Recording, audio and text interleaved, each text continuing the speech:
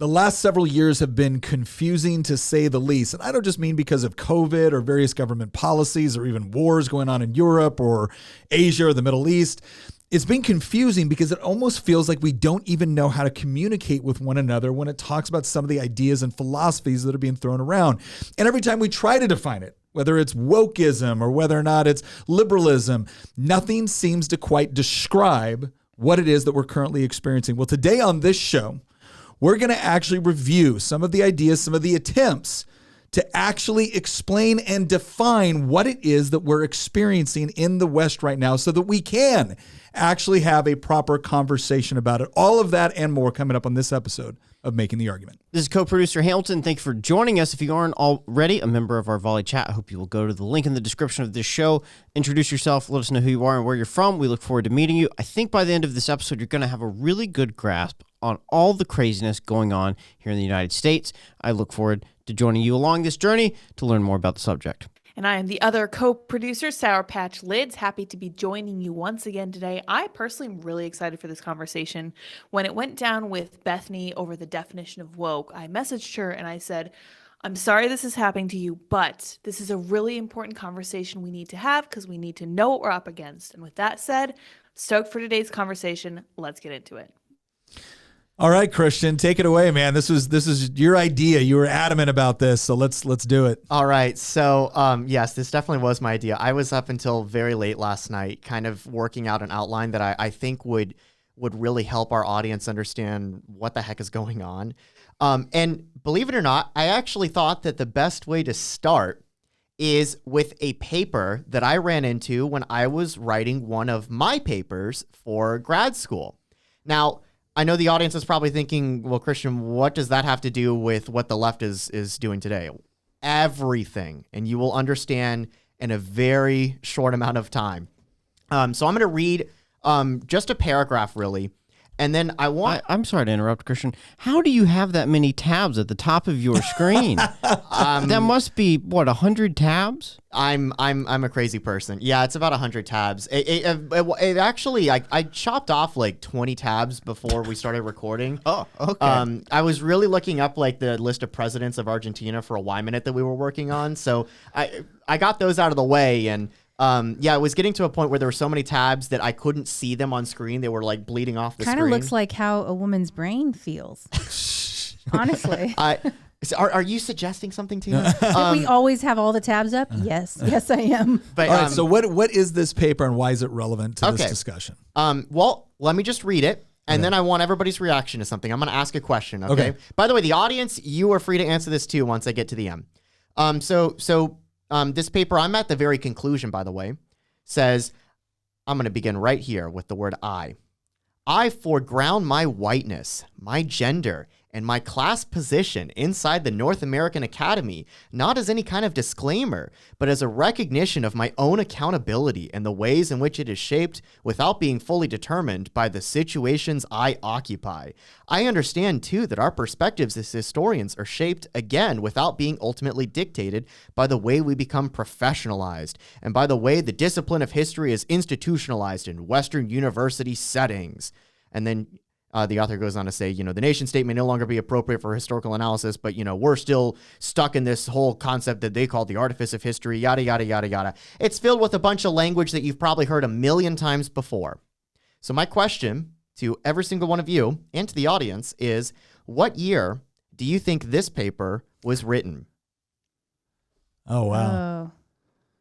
I figured that was very recent. I was like, Any guesses? Any guesses? Pick a year, 2015. Okay. Nick, I got to go last. I'm going to say 1975. 1975. Lydia? I was gonna say 1982. Wow. I'm impressed. I actually already know the answer, but if I didn't know the answer, I would lean towards what Tina said, and I would say early 2000s. This sounds like something that was written 2 or 3 years ago, right?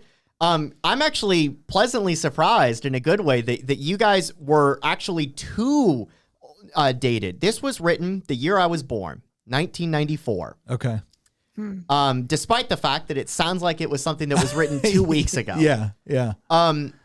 I actually, believe it or not, ended up citing this paper in a paper that I was writing about the history of imperialism. That's not necessarily the point. The point is that when I was doing research on this paper, I was writing a paper about the history of the British Empire and the history of the British Empire, historiography, right? And so I was trying to pull all these different approaches to this topic throughout different eras of history. I went all the way back to the 1880s. And so as I got closer to the 20th century, I started finding more and more things like this. Mm-hmm. And so I had to cite it. I mean, this is what academia is talking about now. So I included this in my paper. I got an A on the paper. But like, I was stunned when I first ran into this article. I immediately thought, I've done something wrong. I must have pulled up an article from 2020. No, I pulled up an article from 1994. And that's when I started realizing, oh, okay, so what people in academia were talking about 30 years ago is now what the general public is talking about on Twitter today. Yeah. That really informed a lot. And that is basically going to be the emphasis of today's episode of how we've gotten to this point. As this political author, Wesley Yang, he basically took all of these different approaches together. What's happening within academia, what's happening within the financial sector, what's happening in Silicon Valley, what's happening in the federal government, what's happening in the media. He's taken all these different approaches and compiled them together into a grand unified theory of wokeness is what I'm going to call it. And the approach that he takes, he even gives a term to describe it because he argues in this essay that he wrote a few years ago that the terminologies that have been used before don't necessarily hit the mark. And so what's an example of a terminology that doesn't hit the mark? Well, he mentions it in this essay, but I mean, some of the terms that we use is social justice warrior, right? Or the far left, wokeness, progressivism. Yeah, progressivism is a good example. Why are those? It used to be liberalism. I mean, even though that was never a really good description of what they're doing, because when a lot of times you'll see people talk about classical liberalism, and classical liberalism is not like the Democratic Party of the United States or the Labor Party in Great Britain or Canada. That's not what it is. Classical liberalism is essentially what we think of when we talk about certain concepts of Western civilization. Now, let me caveat this with the understanding that we all know nobody has ever lived up to the actual ideals, of quote Western liberalism, but concepts such as equality before the law, or that human beings have inherent worth and value, that conquest ethic is bad. You shouldn't just invade someone because you can. You shouldn't steal from somebody because you can, because you have the power to do so. The idea of objective morality, the idea of objective truth, and please keep in mind, when I say that these are elements of classical liberalism, that doesn't mean that they haven't been experienced by, other civilizations without time. It's more of like a kind of a system or a process of thought. So logic, rationality, the laws of logic, the scientific method. These are all elements of classical liberalism. Representative government, right? Property rights. These can all fit within kind of the larger umbrella of classical liberalism, and that has informed a lot of countries, and specifically a lot of your Western republics, democracies, and things like that. It certainly was heavily influential within the creation of the United States. That doesn't mean that other things weren't also influential as well. But if you look through the Declaration of Independence, which is essentially like our statement of beliefs on, what we believe about individuals, what we believe about the role of government, what we believe, the grievances with respect to the current government of Great Britain at the time, all of that is rooted in those ideas. And when you look at progressivism or liberalism, or you look at certain policy objectives, obviously there's disagreements within that larger structure. There's disagreements with respect to what's the best policy to achieve, for instance, greater wealth distribution or economic mobility or voting rights, right? There's all arguments. But what was interesting is certain elements like freedom of speech or property rights or suffrage or things like that. Those things were kind of considered on some level to be positive ends, and then it was just a question of, okay, who should it extend to? And as time went on, we expanded those different ideas and concepts. So initially it was who gets to vote. All right, well, landed gentry get to vote. Okay, well, now it's the people that are actually going to fight in the wars get to vote. Like, okay, if you own property, the tech, you're going to get to vote. And to eventually we got to universal suffrage. You look at similar concepts with respect to property rights, who is allowed to own things. And there's been an ever-growing expansion and including people within that process over time. So there was always arguments about who should apply to what level, what are certain restrictions that we should have on certain freedoms versus responsibilities. But the overall foundation or structure has been fairly consistent over time. So that if you were going to make an argument to do something or not to do something, you usually had to fit it within that understanding of classical liberalism. The moment you departed from that, we were talking about something that was very different from kind of, the philosophical ocean we were all swimming in. And now what we're seeing is, I think, a very significant departure from that. We're talking about something that doesn't want to exist within that superstructure, within that structure. It's something that wants to supplant that and replace it with something else. Absolutely. You mean it doesn't want to coexist? No, it wants not. to co-opt, not coexist. And Yang gets to that. The reason I'm bringing this up is because, so I read this paper, right? And I was stunned that it was written 30 years ago. And that led me to think, how did we get to this point? Because that lit a light in my head where I realized, oh, okay, that's where people on Twitter are getting their terminology and language that they're from. That's how you see so many people parroting. That paragraph that I read, how many times have you heard somebody online say something almost identical to that? Mm-hmm. Using the same buzzword terminologies, phraseology, all that stuff, oppression, occupy spaces, decolonization, all that nonsense, right? Where did that come from? What is the driving force behind it? Why does it even exist in the first place? So Yang answers a lot of these questions in this essay that he wrote titled Welcome to the Year Zero. He wrote this in 2021. He's provided repeated updates since then, and he's talked about this over and over again. So here's what Yang has to say. I actually read this this essay after I ran into this paper. And I'm glad that now I can actually, bring it up on this show, because I think that some of the stuff that he says here is just incredible.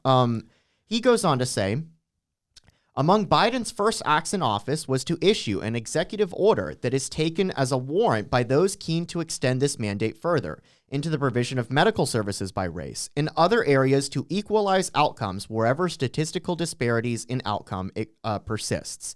Those disparities are henceforth to be understood as the product of a foundational, pervasive, transhistorical, and unyielding racism that can only be dodged through the overt distribution of opportunity and reward by race in pursuit of equity, which has displaced mere equality as the aim of racial activism. Here's the incredible part that actually ties into the paper that I was reading. The installation of these policies and the sea change in elite consensus is the important part, that they enact happen with little public deliberation or debate. Instead, we saw the policing of contrary views out of circulation, first by administrative authorities at universities, and later through broader campaigns to stigmatize the common moral institutions of a supermajority of the American public. What were once held to be colorblind ideals of impartial treatment on the basis of individual attributes have been reclassified as a form of white supremacy on the pyramid of white supremacy, presented as dogma in the now pervasive diversity, equity, and inclusion training sessions. Yeah. So I think what's important to understand here, and the reason why there's so much confusion, because we talked about this before, like the term of racism. Racism used to mean one thing within the kind of the Western liberal tradition. And it was the idea that you believed in the superiority of a particular race or the inferiority of another race because of the race. So that was a term that could essentially apply to anybody or anything based off of the actions or the intent or the motivations of something. So if I made a statement which clearly assumed the superiority of a particular race or the inferiority of another, we would say that is a racist comment, right? If you then went on to try to implement policy, we would call that racist policy. this idea that no, it only applies if you have some sort of power structure behind you in order to back it up, change the way that we think about the definition of racism in a way that from a classical liberal tradition doesn't make any sense. But if you view the world within this concept of power structures and that everything has been developed in order to, if the most fundamental part of reality is power structures, in the sense that whoever's dominant at the time creates other structures of thought or education or economics or politics or social conventions, right? Whatever dominant force has created these, they have done it exclusively to benefit them at the expense of everybody else. If you accept that as the foundation of your worldview, that's what best explains reality, it actually makes it impossible on some level for you to come in and be like, well, wait a second, logically, that doesn't make sense. Well, of course you'd use logic. That's been designed by the dominant power structure in order to benefit you at the expense of everybody else. Well, no, I'm just trying to use, scientific methodology in order to make observations about the observable universe to say that this might have a cause and effect relationship. Oh, well, of course you would rely on the scientific method because that's a power structure. So you see what we're talking about here. Whenever we try to use some sort of tool or implement to be able to separate fact from fiction, or to be able to determine whether or not something is causal, right? This action led to this action. Whenever it butts up against whatever the desired outcome is of this other ideology, instead of saying, well, no, I'm going to come up with a counter analysis to it's like, no, you're not allowed to use that system anymore because that's representative of white supremacy. Because these systems or processes, according to them, rose in prominence and became authoritative because white people insisted that it be so. And what is such a major departure from that is what it means is that if I'm going to go and I'm going to try to criticize and I don't mean criticize in a negative, I just mean, criticism in the academic sense. If I'm going to say, okay, well, I want to analyze the policies that you're putting in place in order to achieve something, they get to come back and say, well, by what method are you going to analyze it? Well, I'm going to use logic and the scientific method and rational thought. And, oh, no, you can't use any of those. Well, I'm going to have a moral objection to your policies. Well, then your morality was influenced by... And then it's, okay, well, what am I allowed to use? You can't, because you're a white oppressor. Like it's impossible for you to properly understand. Now, here's the crazy part about this, and this is the part you need to stick with me on, all right, just for a minute. There is an element of truth in part of what they're saying, and that's perspective and institutions and experience. All of these things do affect the way that you view things. The question is there anything that's objective that we can all look at, that regardless of our experience, regardless of our culture that we were raised in, is there anything that we can look at and say, this is a safe mechanism whereby regardless of where you're from, regardless of who your parents were, regardless of what language you speak, there's something here that we can actually utilize in order to arrive at a conclusion about reality, about what happened. And the weirdest part of all of this is I don't even know what their answer would be at this point, except to say that if you fall within the oppressor class, the answer is probably no. You can't. There's no tool you can utilize. All you can do is review, listen, attempt to understand, and probably most importantly, obey what the oppressed classes tell you is necessary in order to gain some facsimile of redemption, right? You're never going to not be guilty. But if you're willing to accept their interpretations, their narratives, and perhaps most importantly, their policy positions, you can on some small level receive some sort of redemption for past actions and the system for which you occupy that benefits you unjustly. That is a major departure from anything. I wouldn't even say Western civilization. That's a major departure in I would say, most modern civilizations are built upon. Because what you're telling me is there's no escape. There's just obedience. I think it's Right. interesting Yeah. to point this out and call it Western, because there is, to say that this is a Western concept that, let's take genders for example. It's a Western idea that men are men and women are women, male and female or what. But you go to you go to other countries, and I mean, even some of the most remote countries get it, and they know the difference. It's interesting. Well, again, I think A lot of those countries were previously colonized by Western nations. Oh, so. that That'll be explains the it. argument. That's the answer that you're given whenever you bring that up. Lydia, you wanted to say something? Yeah, so this was really interesting to me because as I've been paying attention to this, I've seen a lot of parallels between this and a religion. And one of the things that I noticed was that there is original sin. And originally I thought that it was some form of whiteness, but to me it sounds like it's something much deeper. What do you guys think about that? Because to me this just kind of seems like you're setting the stage so that you'll always win, right? So it's a little bit like It's Always Sunny in Philadelphia. I'm playing both sides so I always come out on top, right? They're constantly making it so that they will always be in the right and they can't be falsified in any way. And because they eschew ideas like logic, it makes it really, really difficult to argue with them, which is part of the reason it's hard to define these terms. So what do you guys think about the religious parallel? Do you think there's anything to that? I think that's an excellent question, Lydia. And I think that Yang kind of gets to the heart of that in his essay.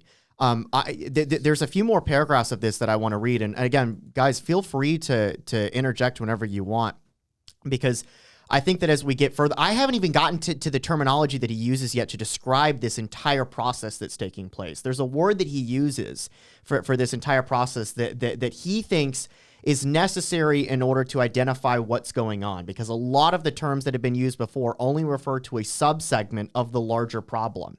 And so he goes on to say in this essay, it took a decade or so for the theory of colorblind racism to move from academia to corporate America, and another half-decade for it to be explicitly endorsed by the federal government.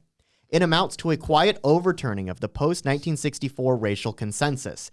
Cancel culture, which has created a situation in which 62% of the American public told pollsters that they are afraid to share their political opinions. By the way, fun fact, every single ideological group in the United States, with one exception, says that they feel pressure to self-censor and not share their political opinions. Which group is that? Take a guess. I'm guessing The Christian Democrats. conservatives. Oh, yeah, it's definitely... The only one's not afraid? Yeah, the Democrats. Oh, it's progressive. Yeah, it's liberal progressives. It's the only ones. Every group, far right, conservative right, center right, centrists, even center left, even liberals, everybody except for the most left-wing progressives say that they feel pressure to self-censor and not share their political views. Christian, why do you think that they are so apt to be willing, with no fear, to share their ideology? By the way, when I say every group, I mean a majority of every single group, right? Yeah. You have a small minority of every group that disagrees with that, but that's why it's 62%. I mean, we're here doing It's this podcast. because they're the new oppressor class. Why is that? Well, I think it's because of this entire construct that's been created that has infected multiple different institutions, and it's become a self-perpetuating machine that reinforces itself through things like shame, canceling. Well, there's a cost benefit there's a cost benefit analysis going on right now. So if you're a company and you say something, and as long as you don't say something anti-Christian, right? The vast majority of Christians are going to shop with you, right? Or as long as you don't say something anti one thing or another, the vast majority of people are still going to do business with you, as long as you're not targeting somebody for exclusion or for something like that. Okay, but it's a little bit different on the woke progressive side. There you have to actively celebrate. If you're not actively celebrating, you're treated as if you're excluding or you're discriminating against. And so, and nobody wants to be associated with discrimination. Nobody wants to be associated with exclusionary policy. So there's an apparatus which is incredibly very loud and powerful and influential, to where if you don't celebrate certain things, then you're considered part of the problem. You're not a sufficient ally. And so the cost associated with doing that will be that not only will the people that you have potentially alienated within the population, not only will they not do business with you, they will actively go out of their way to find ways to, either through boycotts or through legal ramifications or through suing you or through character assassination, they will come after you. And a significant portion of the population right now, since they're so dedicated to this idea of being seen as an ally or seen as generally supportive, they don't want to continue to do business with somebody that they feel like is going to cause them problems, especially if there's alternatives. So you move a lot of these companies into a category from a cost-benefit analysis standpoint. It doesn't make any sense to not go along with the general narrative because popular culture seems to be pushing it. And oh, by the way, even if the majority of people don't like it, if it's not enough to get them to stop doing business with you, but it is enough to get this other group to stop doing business with you, or there's a certain group of the population that says, I don't know and I don't care. All I know is that I don't want to be associated with the controversy. Well, then you go the path of least resistance. So there is pain associated with not, basically at least giving some sort of hat tip or nod to the kind of the woke agenda. And there really isn't one by not giving a nod to what you might call the conservative agenda. But exactly. But understand that pain is, as Yang brings up, he calls it a means to an end. The sentence that I was reading, he says that cancel culture, which has created a situation where 62% of Americans say that they're afraid to share their political opinions, was always simply a means to an end. The noisy herald of a mandated adherence to new dogmas to come. The agenda is here today in the process of being rolled out at scale across a range of institutions. We talked about that before, including K through 12 schools. We've also talked about that before. Yeah. The means must therefore be judged in relation to the ends they have secured. They have already begun to transform the schools. We saw that at the beginning of this podcast, right? In academia, the stuff that they're talking about today, they were talking about 30 years ago. They've already begun to transform the schools and exert influence over law enforcement in ways that are changing the character of education and city life. How far this will go, what sorts of resistance it will meet in the courts and other venues, whether the institutional consensus around it will hold firm in the face of political resistance, all of this is to be determined. What is not in dispute, though, is that the federal government and other private entities have already crossed the Rubicon and signaled a willingness to defy legal precedent and public opinion in accordance with the ruling consensus of the new regime they have thereby inaugurated. I call this regime the successor regime. He also calls it the successor ideology. And the reason that he calls it the successor ideology is actually quite simple. He goes on to define the successor ideology as, quote, the peculiar species of authoritarian utopianism sweeping through the ruling institutions of American life. And the reason that he uses this phrase, and then I'd love to get some feedback from people, the reason that he uses this phrase, successor ideology, is because he says that other names that are used for this doctrine tend to express either adherence, social justice, critical studies, or hostility, such as cultural Marxism and political correctness, to refer to one of its many constituent parts, right? So anti-racism, post-structuralism, deconstructionism, post-colonialism, gender theory, these are all aspects of a broader whole. They're not the entire thing in of itself. So then he says that these are all constituent parts of an ideology that is more than the sum of its parts. He goes on to conclude that successor ideology is simply a placeholder term that performs a necessary function. Well, and so we talked about this a little bit. Like, my problem with successor ideology is I don't think it tells us a whole lot about what the movement actually means, except that it wants to supplant the current one. And again, we're not talking about supplanting things as in we had a Republican administration and then a Democrat administration, right? For at least a significant part of human history, you might have had these peaceful transitions of power, but they were all within a particular structure. We kind of knew the rules of the game. And therefore, even when there were disagreements with respect to, we got to a point in society where, like, all right, all the different political parties, all the different groups agreed we shouldn't have slavery. Then the question was, okay, well then how do you make up for it, right? Was it 40 acres and a mule? Was it just equality before the law? Was it affirmative action, right? But all of those were arguments that were being made with certain understanding about restitution for, wrongs being done or property rights issues or, having full the franchise within society. Like they were still arguments within that structure.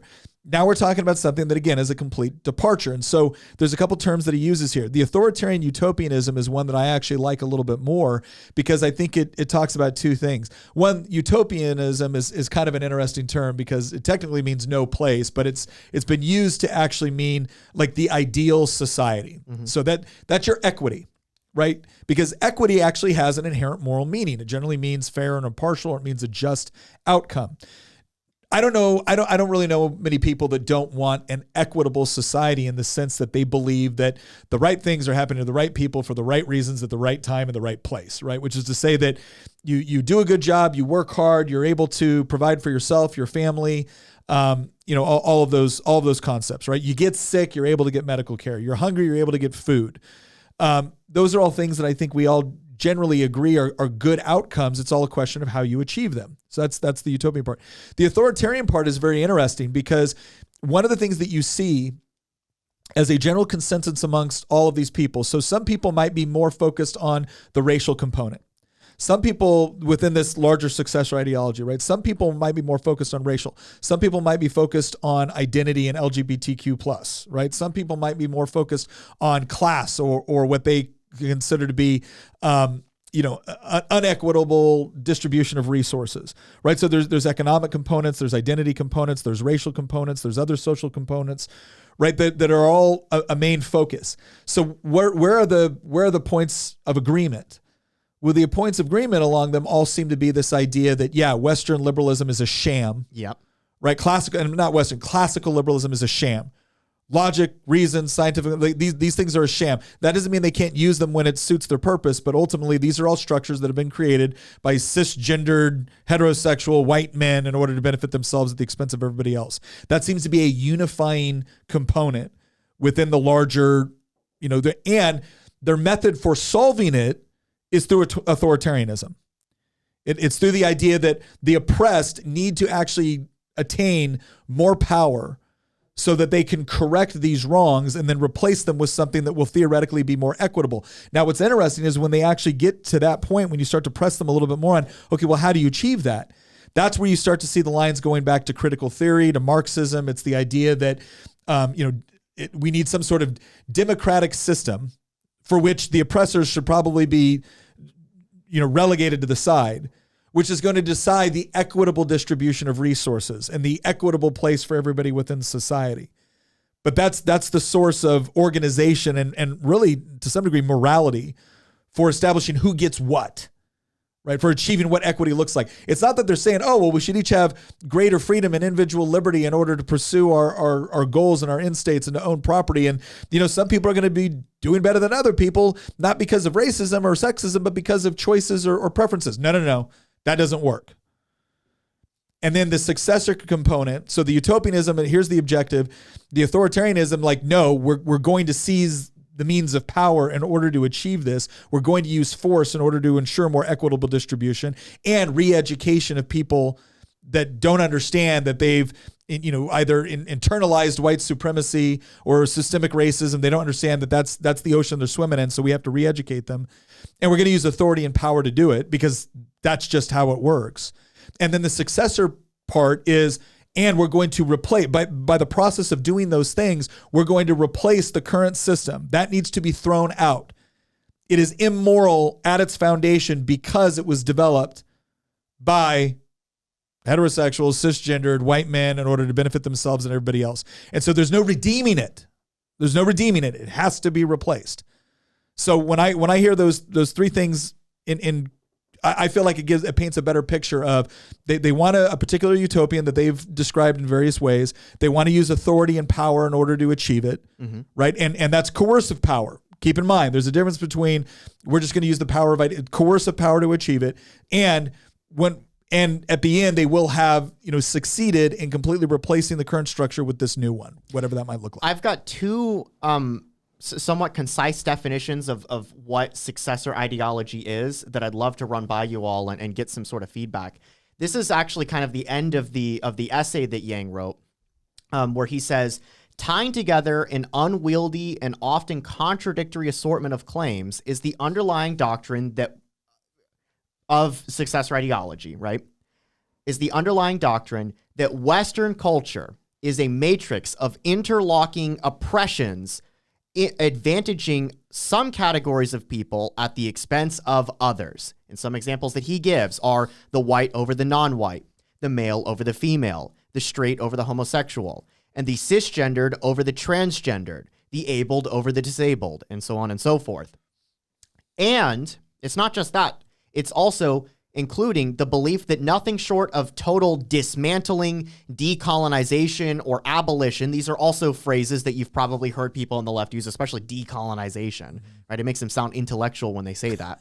I think I actually have my own thesis on that, like the reason they use certain phrases the way that they do is because it basically appeals to other people that are supposedly well-educated. Let's get into that later. I want to talk about that. And the belief that nothing short of a total act of quote-unquote dismantling, decolonizing, or abolition of the various institutions that enact ongoing structural violence will suffice. That's another phrase that you've probably heard, structural violence. Yeah. They love to use they love the word violence. I think maybe that's a bit of a Freudian slip. But and then he concludes with this. Although this language is hyperbolic and untethered from reality, it serves as a rallying call and statement of common purpose for the faction of those who speak it, the members of the activist class who work in the donor-funded nonprofit activist sector. Basically, what he's trying to get at here is that there is this term, he calls it successor ideology. He admits that it actually has no term. There is no grand unifying term that anybody agrees on, that not even the left themselves agree on to describe these things. I think by design. I think that is by design. That is absolutely by design, and we could get into that later. But he has this term that he uses called successor ideology that he admits is just simply a placeholder term to describe all of these interlocking efforts that we have talked about on this podcast before, right? We've talked about many different things. We've talked about the race hustlers. We've talked about the transgender movement. We've talked about gender ideology. We've talked about intersectionality and third wave feminism and all these different things. They seem like they're separate. And they also seem like they've all become crazy in the last 3 years. What he's trying to argue is that it's all actually really one, manifesting itself in many different aspects. And those different aspects are what we call these different individual groups, right? You know, the anti-racism stuff, the trans stuff, the gender stuff, the ESG stuff. And what they're trying to achieve is a common goal, but they're all going about it in different ways, right? So the analogy that I was using with Hamilton when I was talking to him about this, and I pitched this idea for this episode, was that they're, let's say that you're running an army, right? And you're assigning different units to different objectives in order to achieve a common goal, right? So, the infantry is not going to be shooting at planes in the sky. That's not what they're good at, right? And so they're targeting this. The Air Force will be targeting that. The Navy will be targeting that. The Navy is not going to be focused on, securing Colorado, right? That's just not their job, right? And so each one of these different, movements, they're all fighting supposedly separate things, but they're really all pushing for the same thing. And there's a 30-minute clip, actually, not 30-minute, 30-second clip. That'd be a long clip. There's this 30-second clip where Yang really summarizes this in even shorter, in an even shorter context than what I said earlier. And so if there's anything that the audience really wants to get away from in this episode, if they want to understand what is going on, and they want to ever use this term in their own discussions with people, this is probably a good way to go about doing that. Ideology is, what its main prong. I think at the highest level of generality, successor ideology is that which conceives of white supremacist, cis-hetero patriarchy as a unitary system of domination that must be attacked on every front. And so there's a series of different movements that address each one of those aspects. But there's an overall sense that there's a sort of conceptual unity to those things, such that the attack on the one is the attack on all of the others. So if you look at, for instance, one of the sort of paradigmatic documents of what I think of as a successor ideology, there's a manifesto posted online by the nonprofit organization, or I think it's actually a for-profit organization that is the sort of institutional anchorage of the Black Lives Matter movement, right? And this is distinct from the meme and distinct from the movement in the street. There's like an actual organization that purports to speak on behalf of the movement and to give it ideological direction and aims. And it sort of speaks about policing and police brutality. But it also says, like, we were dismantling the nuclear family. It says that no one is free unless the Black trans person is free. And when you think of the people who are marching on behalf of this, like, in what sense is this their ideology, right? Like, in what sense is like the population sort of most subject? Right, and the answer is that there may be obviously a few people who would take part in those protests who believe all of those things, but the great majority of people who are out in the streets in early June or late May don't believe most of those claims. So notice how I intentionally let it run a little bit longer. He shortened it by saying successor ideology is the belief that society, every aspect of society, from institutions all the way to our moral worldview, philosophy itself, not the act of engaging in philosophy itself. Yeah. Everything from our governing institutions, our social institutions, private institutions, cultural worldviews, philosophy, morality, even physics, everything you can think of has been created and informed and built by cisgender, heterosexual white males for the benefit of cisgender, heterosexual white males. And in order to achieve, and not only that, but those structures, those institutions have had a negative impact on everybody that is not a cisgender, heterosexual white male. And so in order to achieve a more equitable society, we must tear down every single one of those institutions. So successor ideology seeks to succeed what we call classical liberalism. It seeks to replace it, which is also part of the reason that it uses a lot of the terminology. Believe it or not, it uses a lot of alien terminology, yes, but it also uses a lot of similar terminology to classical liberalism. Notice how they use phrases like reproductive rights or reproductive freedom, trans rights, social justice, equity. These are terms, equality. These are terms that 20 years ago, if we had heard the term right, freedom, justice, equality, we would have equated those terms with classical liberalism. Oh, no, they get their policies from Marx and they get their marketing from Jefferson. I mean, it's crazy. They understand that you can't, if you're going to come in here and you're going to come into the United States right now, at a time that comparatively speaking has more freedom, more prosperity, more security than almost any other point in human history, right? More opportunity, regardless of who you are, who your parents are, than almost any other point in human history. You're not going to come in and win the argument with, we need to seize the means of production, right? The proletariat needs to come over here and we need to kill these people and take their stuff and better redistribute. You're probably not going to win with that. But if you can couch it in the language that the society is generally brought up buying into, and you can convince them that the actual manifestation of rights and liberty and freedom and equality and justice is your ideology and your policies and your process, then you can subvert it. And it's amazing because I also think there's very much an atheistic component to this. Now, some people will look at it and be like, what are you talking about? There's all kinds of progressive pastors and everything like that. You'll notice the way that progressive pastors and everyone else talk about this stuff. It's never where like Jesus or the Bible or whatever religious text we're talking about is authoritative and therefore we should adjust our values based off of that authority. It's always from the perspective of, I will quote scripture, or I will quote the Quran, or I will quote, and really you don't see this as much in Islam, or I will quote the Torah insofar as I believe the quote will reinforce what I've already decided is the ideologically correct position. So in those issues, the religion is not the foundation of the worldview.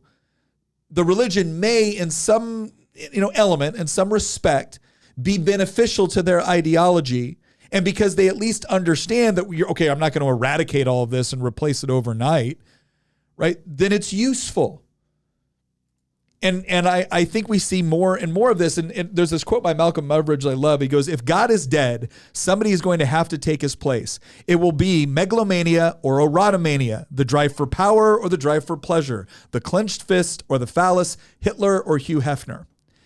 And it's interesting because I look at the various groups and I look at the common objectives and I look at kind of the absolute rejection of what we would call traditional Judeo-Christian understanding of morality, objective truth, the idea that there's a source of morality outside of us. This is very important because you can point to it now and you can say, this provides a framework for right and wrong. This provides a framework for understanding reality. And we're saying, no, we have to get rid of that. And that's helped inform classical liberal institutions. And we have to get rid of that. And so what are you replacing it with? And what's the motivation behind it? Well, we've learned a long time ago that hedonism isn't sufficient. People, it's not just enough to do things that have a positive effect or a positive effect on your response to stimuli, right? People want to feel that what they're doing is not just good in the sense that it feels good, but that it's also just. There's like this drive for some sort of moral outcome or moral justification for their behavior. And as I look at these various groups and how they're working together and what they're trying to supplant, it's not just classical liberalism. It is Judeo-Christianity. Judeo-Christian values. And it's the replacement with this idea that you're being promised with respect to identity, right? Especially on the LGBTQ thing, there's this emphasis on the sexual component, the sexual nature of human beings. And if we could just get rid of all of these different structures that are oppressive, you'd be able to fully realize all of your sexual fantasies. And then on the other side, with some of the other components that you see, it's this idea that we have to achieve power because the only way that we're going to achieve equity within society is if the right people, them, have power in order to impose it on the bad people, everybody that fits within the oppressor class. And so once again, there's this drive to try to create perfection through a combination of power and to some degree eroticism. And almost everybody who's listening to this show or watching on YouTube has probably lived through examples of successor ideology playing out in either their school or their workplace or in some cases their family or their church even. Because we have a friend, for example, who his job has like gone full blown into like the equity, diversity, inclusion type of stuff.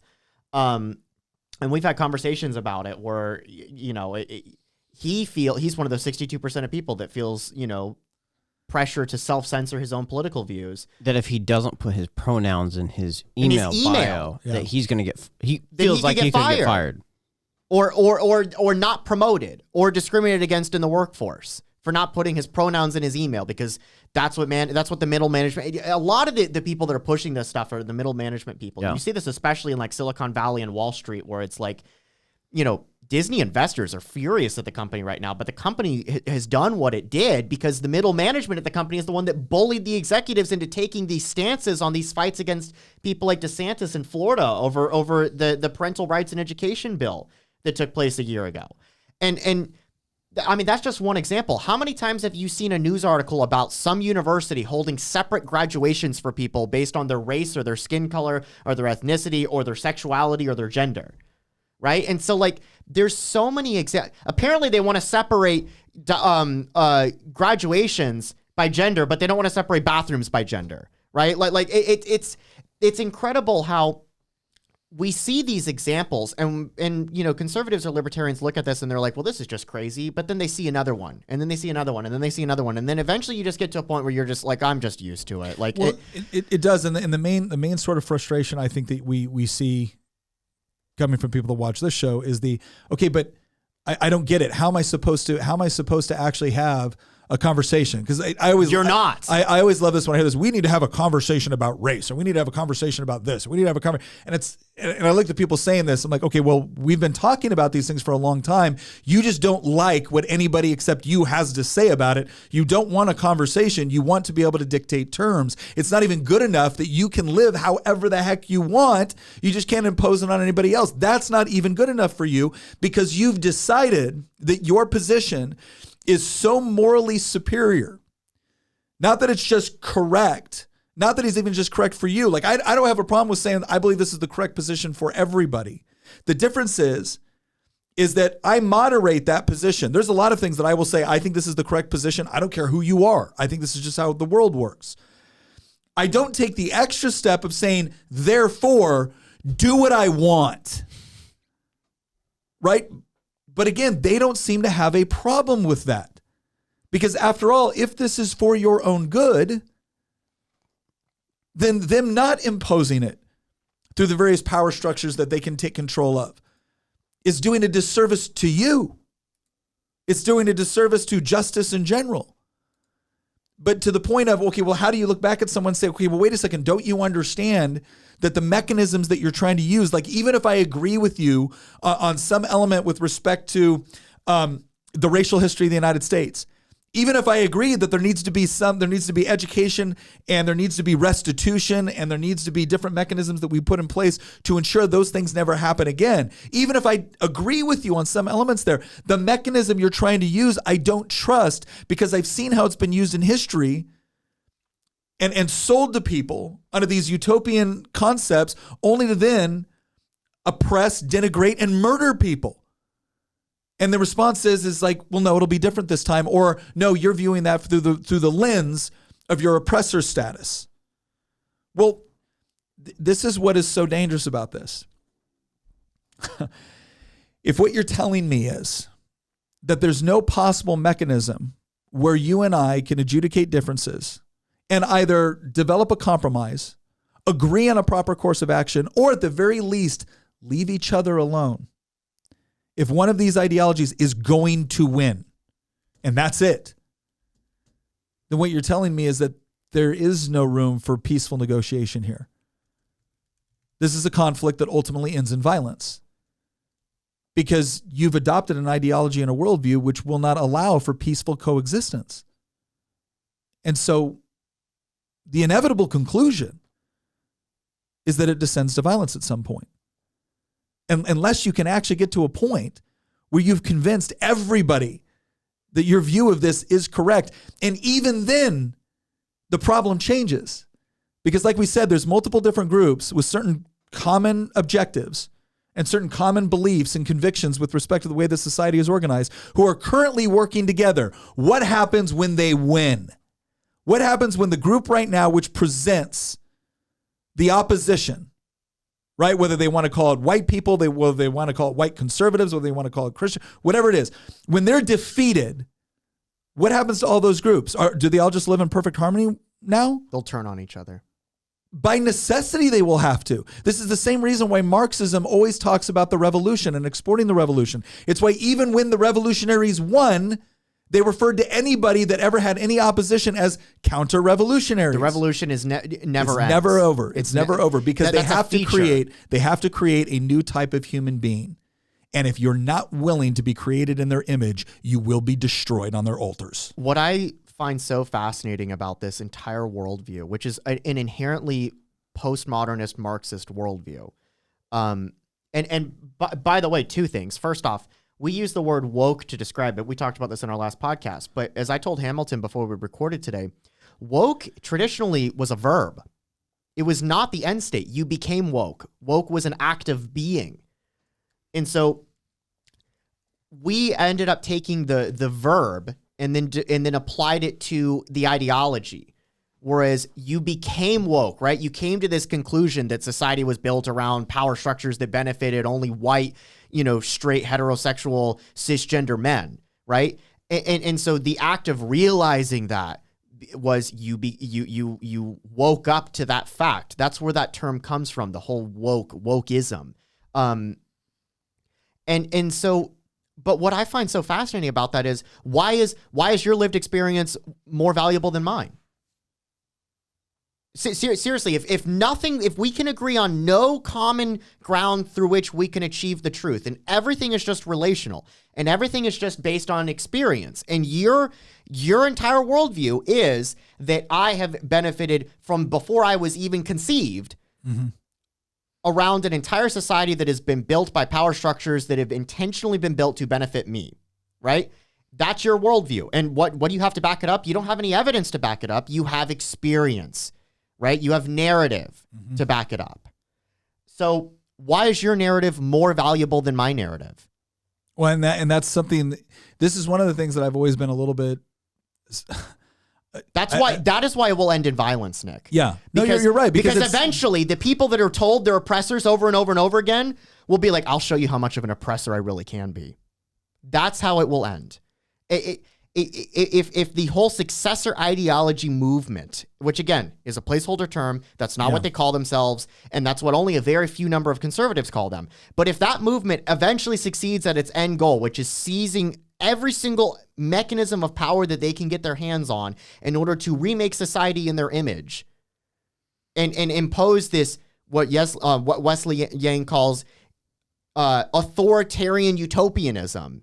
If they get to that point, there will be a pushback. And if that pushback is not allowed to happen peacefully, it will happen violently eventually. And that is not a threat. That is a prediction of what will end up taking place.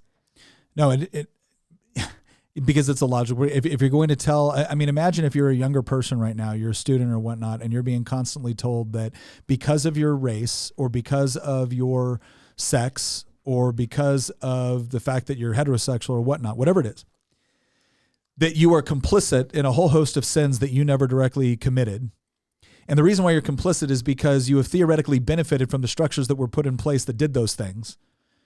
And there's really no getting around it. There's really no ultimate redemption. Everything is a good first step, right? You can give them everything they want tomorrow. They'll come back to later and say that was a good first step, but here's all the things that we want now. And if you don't do it, you're just as bad as if you had done nothing. At some point, people are going to decide, I don't want to play this game anymore because, again, the cost-benefit analysis doesn't weigh up. You've told me that all morality is objective. You've told me that this is all about self-actualization. You've told me this is all about identity. And then you've told me that this is my identity and I can never be forgiven for things I never did. Okay, great. You want to play that game? Let's play. And you're going to find that you're going to raise a generation of people that have actually become the very thing that you said that they were, and you created it. The left is going to create a generation of Andrew Tates. No, it's not. It's going to create a generation of something so much worse. Andrew Tate says things a lot of times that I don't disagree with, and he says other things that I totally agree with. But Andrew Tate actually looks at this from a perspective as there is such a thing as objective morality. We may not agree on what that is, but he actually acknowledges that there is something that there is right and wrong. We may not agree on all the things that are right or wrong. You think it's going to get worse than that? They're going to create something that is so much worse. They're going to create the very thing that they claim all of us are right now. They're going to create the very people that are like, fine, it's all about oppressor or oppressed. Well, here's one thing I know. I don't want to be oppressed.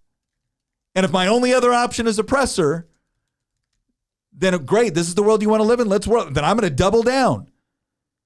Because again, if there's no redemption, if there's no actual solution at the end where we get to peacefully coexist and I'm not constantly in trouble for things I never did, well, if this is the world we live in, well, then I guess I better live it to the fullest. And that's dangerous because at that point, you've essentially told them this is one of the things that I think is so impactful and incredible. It's let me say this again. It's incredibly impactful when you properly understand it that one of the most important messages of Christianity is the whole idea of redemption. It's also the idea that, yes, there is such a thing as sin, and yes, you can never be the ideal. You can't. You needed somebody to save you. And they did. And now out of a sense of gratitude for that, you work to be the very, very best that you possibly can be. But within that paradigm, you also understand that everybody else around you is also flawed, that they're also dealing with their own specific demons. And so at the same time that you are pushing to try to be best, to try to live up to that perfect standard, which you know you can't achieve, you also have an element of grace and mercy for the people around you that are on a different journey, but hopefully to the same location. And when you replace that with there is no redemption for you because of your skin color, because of your sex, because of what other systematic institution that I've created, that I've now assigned you with, that I've put on you as a permanent baggage, when there is no redemption, God help us for what people will conclude about what they can or should do with the rest of their lives. Because it ends up being very, very self-destruction in the best case scenario. And for those that feel absolutely dedicated to making sure that everyone else feels their pain as well, that's how you get things like the Holocaust. That's how you get things like Stalinist Russia. That's how you get things like horribly authoritarian regimes that don't seem to have any limit to the amount of atrocities that they can inflict on other people. Because after all, this is just the way it is. All right, I know we're coming up on the end here, so I want to do one thing to kind of close out here. Look, I know that this is a complicated topic, and one of the things that we acknowledge right off the bat here is that it's very, very difficult to put this in a nice, neat definitions, in part because we do live in a world where most of us have been educated and lived in a way where we look at certain concepts of classical liberalism as the way that we make sense of reality. And I don't accept this idea that these were all established by white. These were not established by white dudes. Let's just get that real quick. The whole ideas of the laws of logic, these are conclusions that people have come to at different spaces and times all over the world throughout history because it did the best job of explaining experience. And the biggest problems that we've gotten into is not by adopting those philosophies and understanding and those revelations. The biggest thing that's gotten in trouble is when we've tried to pervert them or when we've tried to ignore their very existence. And so I think it's important to understand the nature of what's going on here. It is a form of rebellion, not just against the United States or not just against Western theories or philosophies. It's a rebellion against reality itself because they see it as restricting them from achieving what they think reality could look like if they were just untethered by objective reality or objective morality.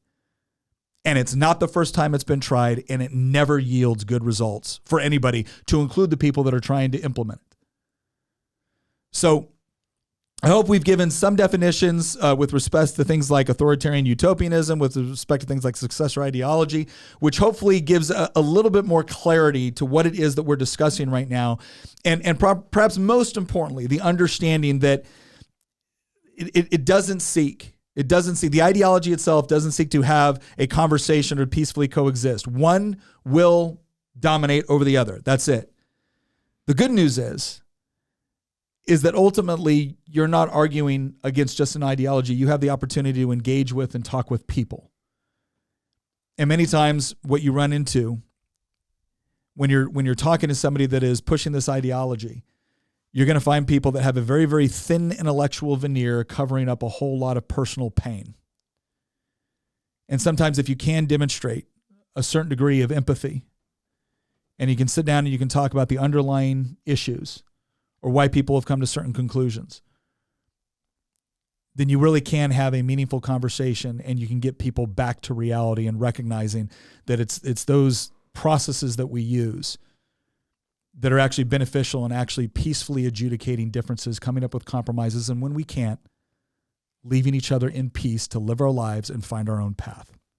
Hope you found this episode helpful. Please let us know in Volley what you think, and we look forward to seeing you next episode. Thank you, Christian, for all the work. See everybody Thursday.